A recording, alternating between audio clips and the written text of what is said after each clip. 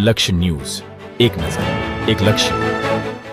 ડભોઈ પંથકમાં ગણેશ ચતુર્થીને હવે ગણતરીના કલાકો બાકી છે. શ્રીજીની સ્થાપના કરી ગણેશ ભક્તો અને યુવક મંડળો દ્વારા 10 દિવસ શ્રી ગણેશજીની આરાધના કરશે. ત્યારે ડભોઈ નગરમાં શ્રીજીનું ધામધૂમપૂર્વક આગમન શરૂ થયું. વિવિધ યુવક મંડળો દ્વારા ડીજેના તાલ સાથે વાજતે ગાજતે શ્રીજીની પ્રતિમા લાવતા નગર આખું ભક્તિમય બની ગયું હતું. ડભોઈમાં મોડી સાંજે લંબોદર યુવક મંડળના શ્રીજીનું રંગે ચંગે આગમન થયું, જેમાં ધારાસભ્ય શૈલેષભાઈ મહેતા પણ ઉપસ્થિત રહી શ્રીજીને આવકાર્યા હતા. ગણેશ ચતુર્થીની તૈયારીઓને ગણેશ યુવક મંડળો હવે આખરી ઓપ આપી રહ્યા છે. વિવિધ પ્રકારના ડેકોરેશન સાથે શ્રી ગણેશજીની પ્રતિમાને ડીજેના તાલ સાથે વાજતે ગાજતે પધરામણી કરી રહ્યા છે.